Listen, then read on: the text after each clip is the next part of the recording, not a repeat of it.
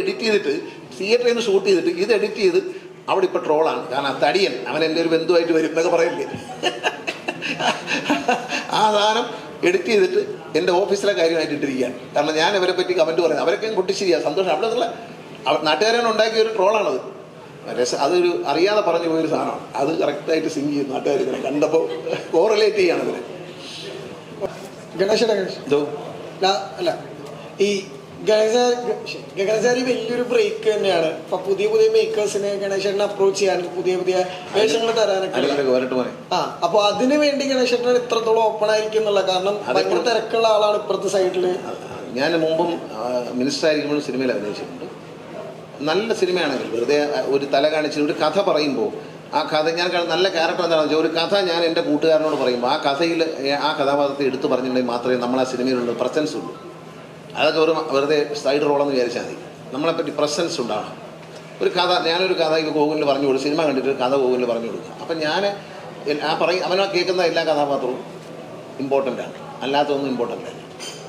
അതുകൊണ്ടാണ് ഒരു വേറെ രസകരമായ സസ്പെൻസ് ഞാൻ പറഞ്ഞത് അവിടെ പറഞ്ഞിരിക്കാൻ അങ്ങോട്ട് പോകാനൊക്കെ വിളിക്കുന്നുണ്ട്. ഈ അടുത്തൊരു സാധനം ഉണ്ട് കേട്ടോ. ഈ സിനിമ നന്നായി ഓടണം. ഓടിയാൽ നേരിൻ്റെ ഷൂട്ടിങ് നടക്കുമ്പോൾ ചന്തു എന്നെ കാണാൻ പോകും. അപ്പോൾ എന്നോടൊരു കഥ പറയണം സാറേ എന്ന് ഞാൻ പറഞ്ഞു എന്നോ അങ്ങനെ മാറി ഞങ്ങളൊരു കഥ പറഞ്ഞു. അതായത് ഈ സയൻസും പൊളിറ്റിക്സും കൂടെ ചേർത്തിട്ടുള്ള AI ടെക്നോളജിയിൽ എന്ത് ടെക്നോളജിയാണ് പറയുന്നത്? ഡീപ്പ് ഫേക്ക് ടെക്നോളജിയിൽ ഉള്ള ഒരു പൊളിറ്റിക്കൽ സ്റ്റോറി വളരെ രസകരമായൊരു കഥ എന്നോട് പറഞ്ഞിട്ടുണ്ട്.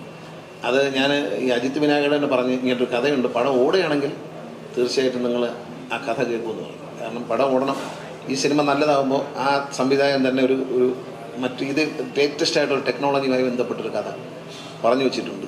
അത് നല്ലൊരു സ്റ്റോറി ആയിട്ട് എനിക്ക് തോന്നി. അതൊരു ഒരു കേരളത്തിലെ ഇന്ത്യയിലെ പൊളിറ്റിക്സും ഈ ഡീപ്പ് ഫേക്ക് ടെക്നോളജി ഉപയോഗിച്ചിട്ടുള്ള ഒരു ടെക്നിക്കൽ സിനിമയാണ്. ഗണേശേട്ടാ, ഇപ്പോൾ അച്ഛൻ്റെ ഗോകുലിൻ്റെ അച്ഛൻ ഹലോ ഗോകുലച്ചനായ ശ്രീ സുരേഷ് ഗോപിയുടെ സിനിമാ ജീവിതത്തിലും പ്രധാനപ്പെട്ട ഒരുപാട് സിനിമകളിലെ സാറിൻ്റെ സാന്നിധ്യം ഉണ്ടായിട്ടുണ്ട്. ഇപ്പോഴും അദ്ദേഹത്തിൻ്റെ കരിയർ ബെസ്റ്റ് ആയിട്ടുള്ള ഒരു സിനിമയിലും ഗണേശ് സാർ തന്നെയാണ് അതിൽ ഏറ്റവും പ്രധാനപ്പെട്ട ഒരു സ്ഥലത്ത് നിൽക്കുന്നത്. അതിന് വലിയൊരു നിയോഗത്തിൻ്റെ ഒരു അവസാനമായിട്ട് അല്ലെങ്കിൽ ഒരു എന്താ പറയുക വൃത്താകൃതിയിൽ വിധി പൂർണ്ണമാവുന്നു എന്നൊക്കെ പറയുന്ന പോലെ ഒരു ഫീലിംഗ് ഉണ്ടോ? അല്ല, ഗോകുലെ എനിക്ക് ഭയങ്കര ഇഷ്ടമാണ്. അവനൊരു ഇപ്പോഴും അവൻ്റെ ശരീരം വളർന്നിട്ടുള്ളൂ. കുഞ്ഞുങ്ങളെ മനസ്സായിട്ട് പാവമാണ്. വെറും നമ്മളധികം പറയുമ്പോൾ നോക്കിയിരിക്കും ഇങ്ങനെ കുഞ്ഞുങ്ങൾ കഥ കേൾക്കുന്ന പോലെ ഇരിക്കും. നല്ല സുരേഷ് ഗോപി എൻ്റെ കൂടെ അഭിനയിക്കുന്ന ആദ്യം യുവജനോത്സവം എന്ന സിനിമയിലാണ്. ഞാനതിലൊരു പോസിറ്റീവ് ക്യാരക്ടറും സുരേഷ് ഗോപി വില്ലനായിട്ട് വരും. അന്ന് ഞങ്ങൾ തുടങ്ങിയ ഒരു സൗഹൃദമാണ്. ഇവനെ കൊച്ചുകാലത്തെ എനിക്കറിയാം, കുഞ്ഞിലേ അറിയാം. അപ്പോൾ അഭിനയിക്കാൻ വന്നപ്പോൾ എനിക്ക് നല്ല സന്തോഷമായി. നല്ല സുന്ദരനൊക്കെ ആയിട്ട് വന്നിരിക്കാൻ, താടിയൊക്കെ വെച്ച് നല്ല സുഖനായിട്ട് വന്നിരിക്കുക. ഒരു തൊപ്പി കാണും തലയിൽ. നല്ല രസമായിട്ട് അഭിനയിക്കുന്നത്. ഗോകുലെ അതുപോലെ പാപ്പൻ എന്ന സിനിമയിലും എനിക്ക് വളരെ ഇഷ്ടപ്പെട്ടു. അയാളെ വലിയ റോളൊന്നും ചെയ്യാനില്ലെങ്കിലും അവൻ്റെ പ്രസൻസ് ഫീൽ ചെയ്തു ശരി. അതുകൊണ്ടാണ് ഒരു നല്ല ഒരു നടനാണ്. തീർച്ചയായിട്ടും ഗോകുലിനൊരു നല്ല ഇതുണ്ടാവും. അതുപോലെ അനാർക്കലി ഒരു നല്ല പെർഫോമറാണ്. പലപ്പോഴും സംസാരിക്കുക ഒരു ശബ്ദം പുറപ്പെടുവിക്കുകയോ വാതുറക്കാതെയോ എല്ലാ എക്സ്പീരിയൻസും ദേഷ്യവും സന്തോഷവും സങ്കടവും പിണക്കവും എല്ലാം കാണിക്കുന്നുണ്ട്. മറ്റൊരു രസകരമായ ഈ പൂച്ചയാണ്. ഈ പൂച്ചയെ കൊണ്ടുവന്ന് കേട്ടോ, നല്ല മനോഹരമായ പൂച്ച. എനിക്കാണെങ്കിൽ പൂച്ചയെ കൂടെ പേടിയാണ്, തൊടാൻ ഭയങ്കര ഇതാണ്. ഡോഗ്സുമായിട്ട് കുഴപ്പമില്ല, പക്ഷേ പൂച്ച ഭയങ്കര. എൻ്റെ ചന്തു പറഞ്ഞ് സാറിൻ്റെ മടിയിലൊന്ന് ഇരുത്തണം. ഞാൻ ഇവൻ്റെ അവിടെ ഇരിക്കട്ടെന്ന് പറഞ്ഞു. ഒരു ഫ്രണ്ടിൽ ടേബിളിൽ വെച്ച് പൂച്ച ചാടി ഓടിക്കളാം. പൂച്ചയുടെ ഇടയ്ക്കിടയ്ക്ക് തിരിഞ്ഞ് നമ്മളെ നോക്കും, ആരടാ എന്നുള്ള മട്ടിൽ. ഇത് കുറേ പണിയെടുത്ത് നമ്മൾ ഈ പൂച്ച ഒന്ന് എൻ്റെ മടിയിലിരുത്താൻ. കാരണം പൂച്ചയ്ക്ക് മനസ്സിലായി അവനാളെ ഇരുന്ന് എന്നെ ഇഷ്ടമില്ലാത്ത ആളാണ് എന്ന് മനസ്സിലാക്കേണ്ടത്. പൂച്ച ഇറങ്ങിയൊരു പോക്ക് എന്നെ ഒന്ന് തിരിഞ്ഞ് നോക്കിയിട്ട് പൂച്ച ഇറങ്ങി പോയി. ആ പൂച്ച അവസാനം ഞങ്ങൾക്ക് സെൻസറിൽ കളയേണ്ട വന്നു, ആനിമൽ സർട്ടിഫിക്കറ്റ് കിട്ടാത്തതുകൊണ്ട് എല്ലാം ഹൃദയയിലായി. അത് ഗണേഷ് കുമാറുണ്ട്. അതായത് ഈ പറഞ്ഞ പോലെ ഹ്യൂമറും ഇമോഷൻസും എല്ലാം കൊണ്ട് ഭയങ്കര നമ്മളെ രസിപ്പിക്കുന്ന ഒരാൾ. ആ പെർഫോമർ ആസ്പെക്ട് എപ്പോഴെങ്കിലും ഈ സിനിമ കേട്ടപ്പോൾ തോന്നിയിട്ടോ? സ്ക്രിപ്റ്റ് കേട്ടപ്പോൾ സിനിമയുടെ കഥ കേട്ടപ്പോൾ എനിക്ക് ഭയങ്കര ഇഷ്ടപ്പെട്ടു. എന്നോട് പറഞ്ഞ സാർ ഈ വേഷമാണ് ചെയ്യുന്നത് പറഞ്ഞു. വിക്ടറിനെ പറ്റി പറഞ്ഞപ്പോൾ എനിക്ക് ഇഷ്ടപ്പെട്ടു. ഞാൻ ചെയ്യണമെന്ന് ആഗ്രഹം തോന്നി, പക്ഷേ ആരോട് പറയാൻ. അപ്പോൾ അങ്ങനെയാണ് ഈ അജിത്ത് വിനായക വരുന്നത്. അദ്ദേഹത്തോട് നമ്മൾ പറയും. അതിനുശേഷം എൻ്റെ ഈ സ്ക്രിപ്റ്റ് എഴുതിയിരിക്കുന്നത് ഇവർ രണ്ടും കൂടിയാണ്. ചന്തുവും എൻ്റെ സഹോദരിയുടെ മോനാണ് ശിവസായി. അവനെ മാമൻ പോയ വഴിക്ക് സിനിമയിൽ പോകണമെന്ന് ആഗ്രഹിച്ചാണ്. പക്ഷെ ഞാനൊക്കെ സിനിമ വന്ന കാലത്ത് എൻ്റെ അച്ഛൻ അടിയരുമായിരുന്നു, വഴക്ക് പറയും. അച്ഛനും അമ്മയ്ക്ക് ഇഷ്ടമായിരുന്നു. ശിവനെയൊക്കെ അച്ഛനും അമ്മയ്ക്കും ഒക്കെ പിള്ളേരെ ഇപ്പോഴത്തെ ജനറേഷൻ മാറി എന്നുള്ളതാണ്. അവരെയൊക്കെ പ്രോത്സാഹിപ്പിക്കുകയാണ്. ഞാനൊക്കെ സിനിമയിൽ വയ്ക്കുമ്പോൾ കളിയാക്കുമല്ലോ, സിനിമയിൽ പോയി എന്ന് പറയും. അങ്ങനെ നമ്മൾ യുദ്ധത്തിന് പോയി മരിച്ചതുപോലെയായിരുന്നു ആളുകൾ കണ്ടിരുന്നത്. പക്ഷേ ഇപ്പോൾ കാലം മാറി, നല്ല കുട്ടികൾ വരുന്നു, അവർക്ക് നല്ല ഐഡിയാസ്. ഒരു ഡോക്ടർ തന്നെ ഒരു സീനിലേ അഭിനയിച്ചുള്ളൂ, പക്ഷെ നമ്മളെ മനസ്സിൽ തട്ടും. ആ വരുന്ന കുറച്ച് കഥാപാത്രങ്ങളേ ഉള്ളൂ, ഒരു റോളുണ്ട് എല്ലാവർക്കും. അതാണ് ആ സ്ക്രിപ്റ്റിൻ്റെ ഒരു പ്രത്യേകത. പിന്നെ ഈ സ്ക്രിപ്റ്റിനെ പറ്റി ഒരു വലിയ തമാശയുണ്ട്. ഇത് അവസാനം സെക്കൻഡ് ഷെഡ്യൂൾ വന്നു. കൊറോണ എല്ലാം കഴിഞ്ഞ് ഷൂട്ട് ചെയ്ത് തുടങ്ങിയപ്പോൾ ഇവർ ഞാനും നോക്കിയിരിക്കുമ്പോൾ, ഞാനും അജുവും കൂടെ, ഈ അജു ഞാനോട് നോക്കിയിരിക്കുമ്പോൾ ഇവർ രണ്ടും കൂടെ മരത്തിൻ്റെ മുകളിലോട്ട് പോകും, ഈ ചന്തുവും ഈ ശിവസായിയും കൂടെ. ഇവരങ്ങോട്ട് പോകുമ്പോൾ ഞാൻ പറയുന്നില്ല, അവന്മാർ കഥ ഉണ്ടാക്കാൻ പോകാമെന്ന് പറയും. കുറച്ച് കഴിയുമ്പം ഇവനൊരു പ്രിൻ്റർ എടുത്ത് പുറത്ത് വയ്ക്കും, ഈ ശിവസായി. ഉടനെ ചന്തു അത് ദൂരേക്ക് അറിയാത്ത പോലെ നിൽക്കും. പിന്നെ അതിനകത്തൊരു കമ്പ്യൂട്ടറിലൊക്കെ അടിച്ച് ഒരു സീൻ ഇറങ്ങി വരാണ്. ഈ പ്രിൻ്റ് ചെയ്ത് വരുന്ന ചൂട് സ്ക്രിപ്റ്റാണ് കൊണ്ടുവരുന്നത്. അവസാനം ഞാൻ പറഞ്ഞു, ഇനി നിങ്ങളെ ഈ കാറും അത് വെച്ചേക്കുന്ന കാറും പ്രിൻ്ററും ലാപ്ടോപ്പും എടുത്ത് തോട്ടിക്കളായി എന്ന് പറഞ്ഞു. അങ്ങനെയാണ് നിർത്തിയത്. ഇവർ ഓരോ ദിവസം രാത്രി ഇരുന്നവർക്ക് ഓരോ ഐഡിയ തോന്നും, പിറ്റേ ദിവസം രാവിലെ ഷൂട്ട് ചെയ്യും. ഇങ്ങനെ ഷൂട്ട് ചെയ്ത് പോവാണ്. കഥ ഇങ്ങനെ വിശാലമായി പോയായിരുന്നു. പിന്നെ ഗോകുലിനെ പറ്റി പറയുകയാണെങ്കിൽ ആദ്യം വന്നപ്പോൾ ഭയങ്കര ബഹുമാനം കേട്ടോ എൻ്റെ അടുത്ത്. പറഞ്ഞു എപ്പോഴും ബഹുമാനമൊക്കെ ഉണ്ടാവും, ഭയങ്കര സ്നേഹം. അത് കഴിഞ്ഞ് ബഹുമാനത്തല്ല സ്നേഹം. ഞാൻ അവനെ സ്ഥിരമായിട്ട് ഞാനും അജുവും കൂടെ 2 വർഷം നിന്ന് ശരി കളി. അനാർക്കലി പറഞ്ഞു, ഞങ്ങളിങ്ങനെ പറഞ്ഞ് കളിയാണ്. പക്ഷെ അനാർക്കലി ആയിട്ടുള്ള സീനൊക്കെ എടുക്കുമ്പോൾ എന്നെ ഒഴിവാക്കി കേട്ടോ. അത് പിന്നെ നമ്മളെ മോനല്ലേ, അവനെ അങ്ങനെ പറയാൻ പറ്റും. അപ്പോൾ അവൻ എൻ്റെ അടുത്ത് കുറേ ദിവസം കഴിഞ്ഞപ്പോൾ എന്നെ പറഞ്ഞു, ഗണേഷ് മാമൻ ഉള്ളതുകൊണ്ടാണ് എനിക്ക് ഇത്ര ഫ്രീ ആയിട്ട് അഭിനയിക്കാൻ പറ്റുന്നത്. കാരണം എന്നെ കാണുന്നതിലൂടെ ആദ്യം അഭിനയിക്കാൻ വരുമ്പോൾ അവൻ്റെ അച്ഛനോട് അഭിനയിക്കുന്നതിലും പേടിയായിരുന്നു. അവന് വല്ല പെരട്ടൂല് ചെയ്യുന്നു. പക്ഷേ അവൻ നോക്കിയപ്പോൾ അവന് നല്ല ഹ്യൂമർ ചെയ്യാനുള്ള കഴിവുണ്ട്. ഞാൻ പറഞ്ഞു മുമ്പ് എന്നോട് ചോദിച്ച ചോദ്യമുണ്ട്, ഈ നല്ലൊരു പെർഫോമിങ് ക്യാരക്ടർ ആര് തന്നു? മണിച്ചിത്ര താഴെ കിട്ടി, എനിക്ക് തന്നാലേ അഭിനയിക്കാൻ പോകും. നേരിൽ കിട്ടി, നന്നായി അഭിനയിക്കാൻ പറ്റി. ദൃശ്യത്തിൽ കിട്ടി, നന്നായിട്ട് അഭിനയിക്കാൻ പറ്റി. അപ്പം നമുക്കൊരു അവസരം തരാത്തതുകൊണ്ടാണ് നമ്മളിത് ഒരു ആളുകളുടെ മനസ്സിൽ പ്രീ ഫിക്സ്ഡ് ആയിട്ടുള്ള ചില സിനിമയിലുള്ള ആൾക്കാർ, മറ്റ് സാധാരണക്കാർക്കല്ല, അവർക്കൊരു ഇന്നതുപോലെയൊക്കെ ആണ്, ഇന്ന ആളൊക്കെ മതി എന്നൊരു ധാരണയുണ്ട്. ചന്തു എന്നെ കണ്ടപ്പോൾ ഇഷ്ടം തോന്നി. കാരണം എൻ്റെ ഇരകൾ മൊട്ട് ചന്തു ഇങ്ങനെ പറയും, ഇരകളിങ്ങനെ പ്രകാശം കണ്ടിട്ട് ഇരകൾ എന്ന സിനിമയെക്കുറിച്ച് ജോർജ് സാറിനെ പറ്റിയിട്ടൊക്കെ ഭയങ്കര ആരാധന. എന്നോട് ചന്തു പറയാറുണ്ട്, ജോർജ് സാറിനെ ഒന്ന് കൊണ്ടുപോയി കാണിച്ചു തരുന്നത്. സാർ എറണാകുളത്ത് വരുമ്പോൾ ഒന്ന് പറഞ്ഞാൽ ഞാനോട് വരാം, ജോർജ് സാറിനെ കാണാൻ പോകുമ്പോൾ എന്നെ കൂടെ കൊണ്ടുപോകും. അത്ര ആരാധന ഉണ്ടായിരുന്നു KG ജോർജിനോട്. ജോർജ് സാറിനെ കാണാൻ അങ്ങനെ ഒരു ചെറുപ്പക്കാരൻ്റെ അതൊരു മനസ്സിൽ അത് ഒരുപാട് നല്ല സിനിമകളെക്കുറിച്ചുള്ള ചർച്ചയും ഒക്കെ ഉണ്ട്. മാത്രമല്ല സ്വന്തം ക്ഷമയോടെ നിന്ന് ചെയ്യും. അതാണ് എനിക്ക് ഭയങ്കര ഇഷ്ടപ്പെട്ടത്. അത് നല്ലൊരു അവസരം, കഥ പറയുമ്പോൾ തന്നെ നല്ലൊരു അവസരം എനിക്ക് കിട്ടിയെന്നുള്ളതാണ്. വേറൊരു സസ്പെൻസ് കൂടി ഉണ്ട്. അതിപ്പോൾ പറയണോ പിന്നെ പറയണം, കുറച്ച് കഴിഞ്ഞ് പറയാം, എൻഡിൽ പറയാം. ഗോകുലിവിടെ ഇവിടെ ഇപ്പോൾ ഈ സിനിമ ഇവിടെ നടക്ക് നേരെ ഈ സിനിമയുടെ റിലീസിന് ശേഷം ഒരു ഏലിയനെ വല്ലാതെ കണ്ടിഷ്ടപ്പെടുന്ന ഒരു ഉപകാരവുമില്ലാത്തൊരു സിനിഫൈൽ അത് ഞാനാണ്, അലനീസ് മീ എന്ന് പറഞ്ഞിട്ട് ഇവിടെ #കളൊക്കെ ട്വിറ്ററിൽ ട്രെൻഡ് ആവുന്നുണ്ട്. അലനോട് വല്ലാത്തൊരു ഇഷ്ടമുണ്ട് ആളുകൾക്ക്. ഇപ്പോൾ ചില ആക്ടേഴ്സിന് ചില സിനിമകൾ കഴിയുമ്പോൾ തന്നെ വരുന്നൊരു ഇഷ്ടമുണ്ടല്ലോ. ഇപ്പോൾ എന്നോട് ഡയറക്ടർ തന്നെ സംസാരിക്കുമ്പോൾ പറഞ്ഞത് ഈ നമ്മുടെ കുഞ്ഞിരാമായണത്തിലൊക്കെ ധ്യാൻ ശ്രീനിവാസന് ലഭിച്ചൊരു ഇഷ്ടമുണ്ട്, അല്ലെങ്കിൽ ആനവാൽമന്ദിരത്തിൽ അച്ഛന് കിട്ടിയൊരു ഇഷ്ടമുണ്ട്, ഒരു ജനപ്രീതിയുണ്ട്. അപ്പോൾ ആ വിധത്തിലൊരു ഇഷ്ടവും അതൊക്കെ പ്രാപ്തമാക്കാൻ വേണ്ടിയിട്ട് നിങ്ങളുടെ ഉള്ളിലെ കുറേയും കൂടി ഫ്രീ ആയിട്ടുള്ള ഒരു ഹ്യൂമർ ചെയ്യുന്ന ആക്ടറിനെയും കൂടി എക്സ്പ്ലോർ ചെയ്യാൻ പറ്റി. ആ വിധത്തിലൊരു റിസപ്ഷൻ ജനങ്ങളിൽ നിന്ന് കിട്ടുന്ന പോലെയാണോ ഈ 2 ദിവസം മനസ്സിലാക്കുന്നത്? തീർച്ചയായിട്ടും. എനിക്കിത് ചെയ്യുന്നതിന് മുമ്പ് എനിക്കിങ്ങനെ ചെയ്യാൻ സാധിക്കുമെന്ന് പോലും എനിക്കറിയില്ലല്ലോ. അപ്പോൾ അവസരം തരുമ്പോഴാണല്ലോ നമ്മൾ എക്സ്പ്ലോർ ചെയ്യുക. അപ്പം അല്ലാതെ ഞാനിപ്പോൾ ഒരു വളരെ സീനിയർ ആയിട്ടുള്ളൊരു ആക്ടറോ അല്ലെങ്കിൽ ഹൺഡ്രഡ്സ് ഓഫ് മൂവീസിൽ അഭിനയിക്കാനായിട്ട് ആ ഒരു ഭാഗ്യം ലഭിച്ച ഒരു ആക്ടറോ അല്ല. അപ്പോൾ നമ്മൾ ഓരോ സിനിമ ചെയ്തു വരും. ഇനി ലഭിച്ചാൽ സന്തോഷം. നമുക്ക് ചെയ്ത് വെച്ചിരിക്കുന്ന ഒരു എത്ര വർക്ക് ചെയ്തിട്ടുണ്ടോ അതിനകത്തു നിന്നാണ് ഓരോ സ്റ്റേജിൽ നമ്മൾ പഠിച്ച് ബെറ്ററായി വരിക. പിന്നെ നമ്മളുടെ കൂടെ ആക്ടേഴ്സായിട്ട് വരുന്ന സ്റ്റാർസും അവർ നമുക്ക് തരുന്ന ഒരു കോൺഫിഡൻസ്, അതിൽ നിന്നാണ് നമുക്ക് കൂടുതൽ നമ്മളെ എക്സ്പ്ലോർ ചെയ്യാനായിട്ട് തോന്നുക. അല്ലെങ്കിൽ ചിലപ്പോൾ ഞാൻ കുറച്ച് ഇൻഹിബിഷൻസ് ഒക്കെ ഉള്ള ആളാണ്. അപ്പോൾ എനിക്ക് കുറച്ച് ചമ്മലൊക്കെ വന്നാൽ ചിലപ്പോൾ എനിക്ക് അതെ ഗണേഷ് മാമനും അജുവേട്ടനും അനാർക്കലിയും അരുൺ ചേട്ടനും ശിവസായും എല്ലാവരും ഒരു ഭയങ്കര എന്നെ, കാരണം കുറച്ച് നമുക്ക് ചമ്മൽ വരുന്നൊരു സാധനമാണ് ഞാൻ അതിൽ ചെയ്തിട്ടുള്ളത്. കുറച്ചൊരു ജാള്യത തോന്നുന്നൊരു ക്യാരക്ടർ പോലെ സ്വന്തമായിട്ട് ചെയ്യുമ്പോൾ ഇത് ക്രിഞ്ചാണോ എന്നൊക്കെ ഇങ്ങനെ തോന്നുന്ന പോലത്തെ ഒരു ക്യാരക്ടറാണ്. അപ്പോൾ അതിൻ്റെ ആ മീറ്റർ പിടിക്കാനായിട്ട് നമുക്ക് ആ കോൺഫിഡൻസ് തരുന്ന എൻറ്റയർ ക്രൂ ആൻഡ് കാസ്റ്റ്, നമ്മുടെ കോ ആക്ടേഴ്സ്, അവർ ആ ഒരു സപ്പോർട്ട് കിട്ടുന്നതുകൊണ്ടാണ് നമുക്കും ഓക്കെ ഇത് ഓക്കെ ആണ്, വർക്ക് ആവുന്നുണ്ട്, അവരുടെ റെസ്പോൺസ് നമുക്കവിടെ ലൈവായിട്ട് കിട്ടുമ്പോൾ എന്നിട്ട് എനിക്ക് പിന്നെയും കുറച്ചുകൂടെ സംശയമാണ്. ഞാൻ വീണ്ടും ചോദിക്കും, ശരിക്കും നിങ്ങൾ ചിരിച്ചതുള്ളതാണോ അതോ എന്നെ ഒന്ന് സമാധാനപ്പെടുത്താനായിട്ട് നിങ്ങൾ ചിരിച്ച് തന്നതാണോ എന്ന് ഞാൻ ചോദിക്കും. അപ്പോൾ അല്ലാതെ എനിക്ക് ക്ലാരിഫിക്കേഷൻ തരും അരുൺ ചേട്ടനായാലും. ഞങ്ങൾ നേരത്തെ നിയന്ത്രിക്കുകയും ചെയ്യും. അതെ, അപ്പോൾ അങ്ങനെ എനിക്ക് ആ ചെയ്തു വെച്ച ആ ക്യാരക്ടറിന് ഇത്രയും നല്ല സ്വീകാര്യത ലഭിക്കുന്നതും സിനിമ അതുപോലെ തന്നെ സക്സസ് ആവുന്നതും അതാണ് മെയിനായിട്ട്. അതിൽ കൂടുതൽ ഞാൻ അധികം ശ്രദ്ധിക്കാറില്ല. ഗണേശേട്ടാ ഇപ്പോൾ ഇവിടെ ഇത് നേരെ ഇപ്പോൾ ഈ സിനിമയുടെ അകത്ത് ക്ലൈമാക്സിനോട് അടുപ്പിച്ച് ഒരു പെട്രോൾ ഹെഡ് വാഹനത്തിൽ ഗണേഷ് കുമാർ കയറി പോവുകയാണ്.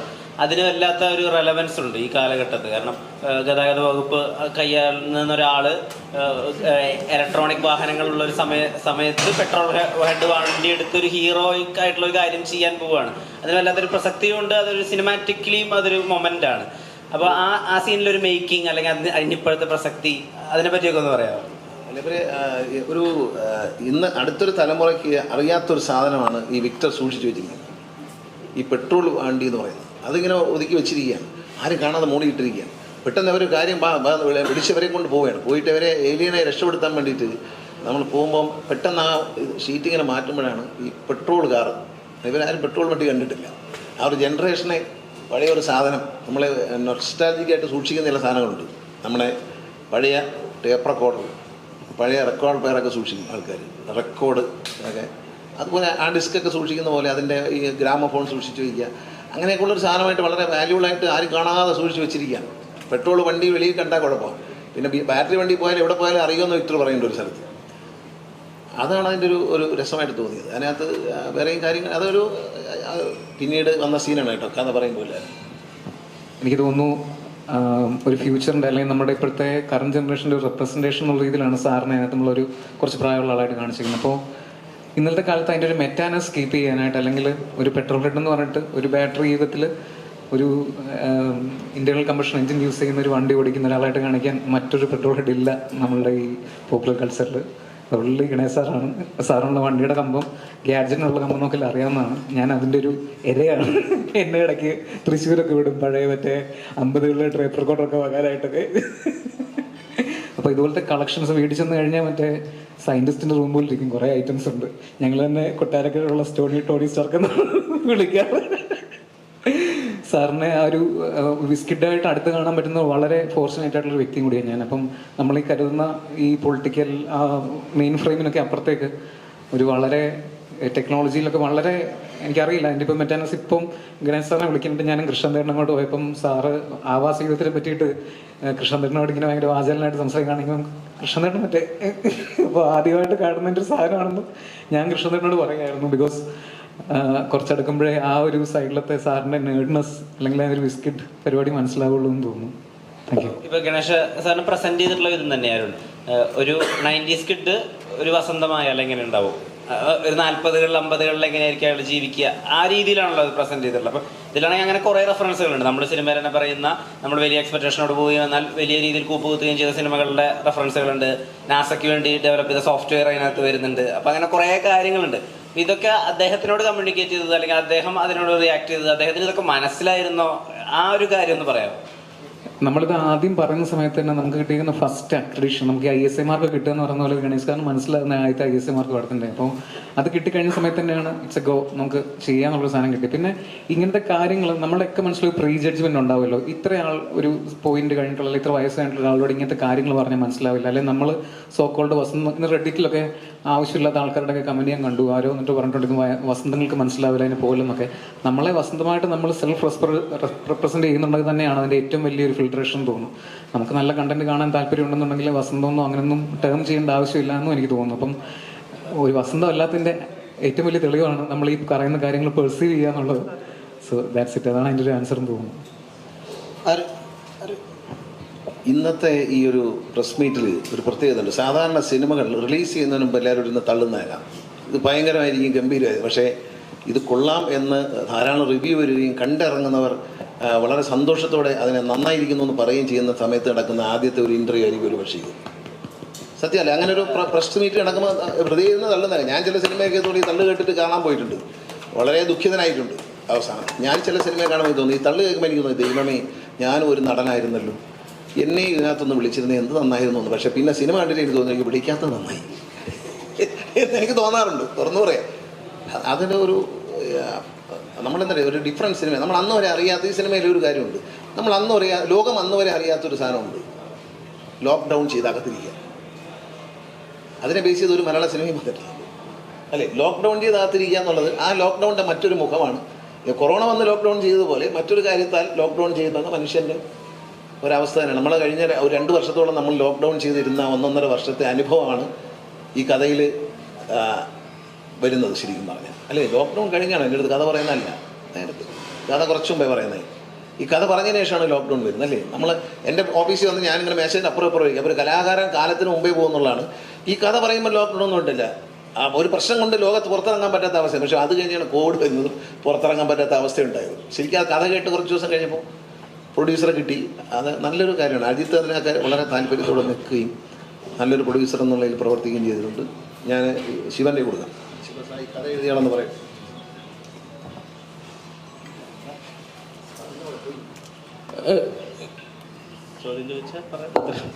ഈ സിനിമയുടെ റൈറ്റിങ്ങിനകത്ത് പോയിട്ടുള്ള ഒരു വിധമുണ്ടല്ലോ, അവർ വളരെ ഫ്യൂച്ചറിസ്റ്റിക് ആയ, വളരെ ടെക്നിക്കലി അല്ലെങ്കിൽ തിയററ്റിക്കലി ഒക്കെ കുറച്ച് ഹെഡായിട്ടുള്ള കാര്യങ്ങളാണ് ഇതിൽ പറയുന്നത്. തിയറീസ്, ഏലിയൻസിന്റെ തിയറീസ് ആയാലും പൂച്ച റെഫറൻസ് ആയാലും ഒക്കെ കുറച്ച് കോൺസ്പിറസി തിയറീസ് ഒക്കെ ഇൻവോൾവ് ചെയ്തിട്ടുള്ള. പക്ഷെ നിങ്ങൾ അതിനെ ഏറ്റവും ലോക്കലി ഗ്രൗണ്ടഡ് ആക്കി, റൂട്ടഡ് ആക്കി, ഇപ്പോഴത്തെ കുട്ടികളൊക്കെ പറയുന്ന സിനിമ റെഫറൻസുകളൊക്കെ വെച്ചിട്ട് അതിനെ പ്ലേസ് ചെയ്തിട്ടുണ്ട്. സോ ഇതിപ്പോൾ എത്ര ഡ്രാഫ്റ്റുകൾ പോയിട്ടുണ്ട് ആ എഴുത്തിലേക്ക്, എത്ര ഇൻഡെപ്ത് അത് സാധാരണക്കാരന് മനസ്സിലാവണം. എന്നാൽ ഈ പറഞ്ഞ കോൺസ്പിറസി തിയറി ഒക്കെ അരച്ച് അലക്കി കുടിച്ച കൃഷ്ണനെ പോലുള്ള ആളുകൾക്ക് മനസ്സിലാവണം. അങ്ങനെ ഒരു ഇതിൽ കോൺസ്പിറസി തിയറിയുടെ ഈ ഒരു സംഭവങ്ങളൊക്കെ നമ്മൾ ഇതിപ്പം ഡെയിലി കോൺവെർസേഷൻ്റെ ഭാഗമായിട്ട് തന്നെ നമ്മൾ ഡിസ്കസ് ചെയ്യുന്ന സാധനമാണ്. ഞാനും ചന്തു ചേട്ടനും ഇങ്ങനെ ഇവിടെ എങ്ങനെയാണ് ഇപ്പം നാസയിൽ ഈ ഒരു സംഭവം ഉണ്ടായി എന്നൊക്കെ. അപ്പം അതൊക്കെ നമ്മൾ ഒരു സീനിൽ 2 കഥാപാത്രങ്ങൾ തമ്മിലുള്ള സംഭാഷണം വരുമ്പോൾ ആ കോണ്ടെക്സ്റ്റിൽ ഇതങ്ങ് ഉൾപ്പെട്ട് പോവുകയാണ്. നമ്മളത് എഴുതുമ്പോൾ ഓർഗാനിക്കായിട്ട് സംഭവിക്കുന്നത് തന്നെയാണത്. പിന്നെ ഇതിൻ്റെ മെയിൻ റൈറ്റിംഗ് ചാലഞ്ച് എന്ന് പറയുന്നത് ഇതിൻ്റെ ഒരു ഫോർമാറ്റ് നിങ്ങളെല്ലാവരും ശ്രദ്ധിച്ചിട്ട് പോലെ ഒരു മോക്യുമെൻ്ററി എന്നുള്ളൊരു ഫോർമാറ്റാണ്. ഇപ്പോൾ ഈ ഓഫീസ് പോലത്തെ TV സീരീസുകളുടെ, അതായത് കഥാപാത്രങ്ങൾ ക്യാമറയെ നോക്കി ഒരു കമൻട്രി കൊടുക്കുന്ന പോലത്തെ ഒരു ഫോർമാറ്റാണ്. അപ്പോൾ അത് സ്ക്രിപ്റ്റിലോട്ട് വരുമ്പോഴും അത് മലയാളം ഡയലോഗ്സ് എഴുതുമ്പോഴും അതിൻ്റേതായിട്ടുള്ള ബുദ്ധിമുട്ടുകളും കാര്യങ്ങളുമായിരുന്നു. ഈ ഫ്യൂച്ചറിസ്റ്റിക് ആസ്പെക്റ്റുകളും കാര്യങ്ങളുമൊക്കെ നമുക്ക്, അദ്ദേഹം ഭയങ്കര സ്പേസിൻ്റെ വലിയൊരു ഫാനാണ്. ഭയങ്കര സ്പേസ് സൈഫൈ ടെക്നോളജി, ഞാനും അതെ. അപ്പം അതുകൊണ്ട് ആ ഒരു കാര്യത്തിൽ വലിയ ബുദ്ധിമുട്ടുണ്ടായിരുന്നു. നമുക്ക് ആ ഒരു സിങ്ക് ഓൾറെഡി ഉണ്ടായിരുന്നു. അപ്പം എനിക്ക് തോന്നുന്നു ശിവയുമായിട്ടുള്ളൊരു മെയിൻ റൈറ്റിങ്ങിൻ്റെ ഒരു എക്സ്ചേഞ്ച് പോയിക്കൊണ്ടിരുന്നത്, നമ്മൾ ആദ്യം ഇങ്ങനത്തെ കാര്യങ്ങൾ സംസാരിക്കുന്ന മുമ്പ് തന്നെ ഒരു ഗ്രൗണ്ട് വർക്ക് ഉണ്ടാവുമല്ലോ. നമ്മൾ ഈ കാര്യത്തെ പറ്റിയിട്ട് നമ്മളൊരു ഫ്ലോ ചാർട്ട് ഉണ്ടാക്കുന്ന പോലെ നമ്മുടെ മുമ്പിൽ മൈൻഡ് മാപ്പിംഗ് ഉണ്ടാവും. ഈ മൈൻഡ് മാപ്പിംഗ് ആവശ്യം വന്നിട്ടില്ല ശരിക്കും പറഞ്ഞാൽ. കാരണം ഞങ്ങൾക്കിടയിൽ അങ്ങനത്തെ ടോക്സ് തന്നെ ഇങ്ങനത്തെ ഒരു വേൾഡ് എക്സിസ്റ്റ് ചെയ്യുന്നുണ്ട്. സോ ഞങ്ങൾ രണ്ടുപേരും ഇതിനകത്ത് കുറച്ച് ലോസ്റ്റ് അങ്ങനത്തെ ഒരു വേൾഡിനകത്തും. ഇപ്പം പുറത്തുള്ള ഈ ഇമ്മീഡിയറ്റ്ലി നമ്മൾ കാണുന്ന കൈൻഡ് ഓഫ് ഒരു മുഖ്യധാരയുടെ രാഷ്ട്രീയ പ്രശ്നങ്ങൾ, ബാക്കിയുള്ള കാര്യങ്ങളൊന്നും നമ്മളെ എങ്ങനെ അഫക്റ്റ് ചെയ്യാറോ നമ്മൾ ഡെയിലി ടോക്സ് വരാറില്ല. റാദർ ദാൻ നമ്മൾ സംസാരിക്കുന്ന കുറച്ചുകൂടെ ബെറ്റർ കാര്യങ്ങളാണ്. മേ ബി ഒരു ഗ്ലോബലി നമുക്ക് ഭയങ്കര ഒരു വലിയ കാര്യമായിട്ട് തോന്നുന്നതാണ് കാര്യങ്ങളാണ് നമ്മൾ കൂടുതൽ സംസാരിക്കാറ്. അപ്പോൾ ഈ ശരിക്കും പറഞ്ഞാൽ ഞങ്ങളുടെ റൈറ്റിങ്ങിൻ്റെ പ്രോസസ്സും അതിൻ്റെ ഒരു ഔട്ട്കം വന്ന് നിൽക്കുന്നത് ശരിക്കും പറഞ്ഞാൽ പോസ്റ്റ് പ്രൊഡക്ഷനിൽ കൃഷ്ണൻ ഇൻവോൾവ് ആകുന്നൊരു സ്പെസിഫിക് പോയിന്റ് വന്നിട്ട്. കാരണം ഇത്രയും നമ്മളെ അഴിച്ചുവിട്ട പോലത്തെ ഭയങ്കര ക്രേസി ആയിട്ടുള്ള റിക്ക് ആൻഡ് മോർട്ടി അല്ലെ എവരിത്തിങ് എവരിവെയർ ഓൾ അറ്റ് വൺസിൻ്റെ ഒക്കെ ഒരു കൈൻഡ് ഓഫ് ഒരു പാറ്റേണിൽ പോയിരിക്കുന്ന സാധനം കൃഷ്ണൻ വന്നിട്ട് അവിടെ ഒരു എന്താ പറയുക, ഭയങ്കര വളർന്നിരിക്കുന്ന കാട് വെട്ടി ഒതുക്കി ഒരു മൈതാനമാക്കി എന്നൊക്കെ പറഞ്ഞ പോലത്തെ ഒരു ഹെൽപ്പ് ഒരു ഇതിനെ കൊമേഴ്ഷ്യലി പാക്ക് ചെയ്യാനായിട്ട് വന്നിട്ടുണ്ട്. അപ്പം നിങ്ങൾക്ക് വേണ്ടി ഞാൻ കൃഷ്ണനോട് ചോദ്യം ചോദിക്കുകയാണ്. ബിക്കോസ് ഞങ്ങൾക്കൊക്കെ ഒരു ടോർച്ച് ബെയറാണ് ഈ ഇൻഡസ്ട്രിയിൽ. ഞങ്ങൾക്ക് ഇങ്ങനത്തെ ഒരു സംഭവം ചെയ്യാൻ പറ്റുമെന്ന് എനിക്ക് വിശ്വാസം വന്ന ആവാസ്യം വന്നപ്പോഴാണ്. അപ്പോൾ എങ്ങനെയാണ് ഇപ്പം ഈ വരുന്ന കണ്ടന്റുകളെയൊക്കെ ഒരു ഫ്ലാഗ്ഷിപ്പായിട്ട് നിന്നിട്ട് എസ്റ്റാബ്ലിഷ് ചെയ്യാൻ ഞങ്ങൾക്കൊരു പാത വെട്ടി തുറന്ന ആളാണ്. അപ്പോൾ ഫ്യൂച്ചറിൽ എങ്ങനെയാണ് ഇതിനെ എസ്റ്റാബ്ലിഷ് ചെയ്യാൻ ശ്രമിക്കുന്നത്? ഞങ്ങൾക്ക് എങ്ങനെയാണ് മുമ്പിലിട്ടൊരു ഗൈഡൻസിലാണ് ഉദ്ദേശിക്കുന്നത്? അല്ല, ഈ ഒരു കണ്ടന്റിൻ്റെ പ്രത്യേകത എന്ന് വെച്ചാൽ when I saw the film for the first time എനിക്കത് ഇഷ്ടപ്പെട്ടില്ല. എന്ന് പറഞ്ഞു കഴിഞ്ഞാൽ there are too many parts which are really wonderful. Victor സാറിൻ്റെ പാർട്ട് നല്ല രസമുണ്ട്. എല്ലാം സെപ്പറേറ്റ് പീസസ് ആയിട്ട് ഇത് ഭയങ്കര രസമാണ്. പക്ഷേ ഇത് ഫുള്ളായിട്ട് ഇരുന്ന് കാണാൻ നമുക്ക് തോന്നത്തില്ല. കാരണം എന്ന് വെച്ച് കഴിഞ്ഞാൽ ചന്തുവിൻ്റെ എനിക്ക് സൈഡ് ആണോ എന്ന് അറിയത്തില്ല, ഫിലിം മേക്കറിൻ്റെ ബ്രെയിൻ വർക്ക് ചെയ്യുന്ന പോലെ ഒരു ഫിലിം ഉണ്ടാക്കി കഴിഞ്ഞാൽ എൻഡ് യൂസറിന് അതുമായിട്ട് കണക്ട് ആവുന്നില്ല. എൻഡ് യൂസറിന് ആ ഒരു ഫിലിമായിട്ട് ഇൻട്രാക്ട് ചെയ്തുകൊണ്ടിരിക്കണം. അത് അങ്ങനത്തെ സിനിമയായിപ്പോയി. മാർവലൊക്കെ വന്നിട്ട് നമ്മുടെ സിനിമ എന്ന് പറഞ്ഞിട്ട് ഒരു വരും യൂസർ എക്സ്പീരിയൻസ് മാനുവൽ ആക്കിയിട്ടുണ്ട്. അങ്ങനത്തെ എല്ലാ 4 സെക്കൻഡിലും ഒരു ത്രസിപ്പിക്കുന്ന ഒരു സാധനം വരണം, ഒരു റിതമ്മിൽ കൊണ്ടുപോകണം. പിന്നെ larger than life images VFX വെച്ച് കാണിക്കും. അങ്ങനെയൊക്കെയുള്ളൊരു പാറ്റേണിലാണ് ആൾക്കാരുടെ ഒരു ഫിലിം മേക്കിംഗ് സംഭവം വരുന്നത്. അതുകൊണ്ട് നല്ല നുവാൻസ്ഡ് ആയിട്ടുള്ള സിനിമകൾ ഒരുവിധം പറഞ്ഞു കഴിഞ്ഞാൽ ഇൻ്റർനാഷണലി വൈപ്പ് ഔട്ട് ആയിക്കൊണ്ടിരിക്കുകയാണ് അത്. അപ്പോൾ അങ്ങനത്തെ ഒരു സമയത്ത് ഇതെത്ര നല്ലതെന്ന് പറഞ്ഞാലും people might not connect with this, they will not reach the core idea. അപ്പോൾ അങ്ങനെയാണ് ഞാൻ ആദ്യമൊക്കെ നിങ്ങൾ അവോയ്ഡ് ചെയ്യുന്ന പോലെ ഫുള്ളായിട്ട് അങ്ങ് മാറി നിന്നു വെച്ച് കഴിഞ്ഞാൽ ചിലർക്ക് ഇത് റിസീവ് ചെയ്യാൻ പറ്റത്തില്ല. ഇത് മോശമാണ്, അല്ലെങ്കിൽ ചില ഏരിയാസ് ഭയങ്കര രസമുണ്ട് ബാങ്ക്, പക്ഷേ ബാക്കിയൊന്നും കൊള്ളത്തില്ല. ഇതിൻ്റെ മ്യൂസിക് ഡയറക്ടറിനെ ഞാൻ വളരെ മോശമായിട്ട് പറഞ്ഞിട്ടുണ്ട്. ചെയ്യാക്ക് മ്യൂസിക് ചെയ്യാൻ അറിഞ്ഞൂടല്ലോ. അതെ എന്നിട്ട് മ്യൂസിക് ഡയറക്ടർ എന്തിനാണെങ്കിലും ചെയ്യുന്നിട്ട് പിന്നെ നമ്മൾ കുറേ റീയൊക്കെ അവിടെ ഇവിടെയൊക്കെ വർക്ക് ചെയ്തായിരുന്നു. അപ്പം മ്യൂസിക് ഡയറക്ടർ പറഞ്ഞ് ഇയാൾ കൊടുത്ത റെഫറൻസ് എങ്ങനെ ആയിപ്പോയെന്ന്.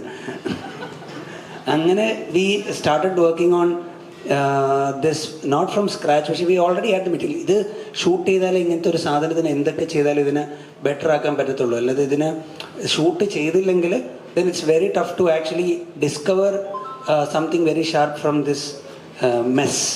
അപ്പോൾ ഈ മെസ്സ് ഓൾറെഡി ഉണ്ട്. ഇതിൻ്റെ അകത്ത് ഒരുപാട് കട്ട് ചെയ്ത് കളഞ്ഞാൽ ഒരുപാട് ജോക്സുകളുണ്ട്. അത് നിങ്ങൾ ടീച്ചറായിട്ടൊക്കെ കാണുന്നുണ്ട്.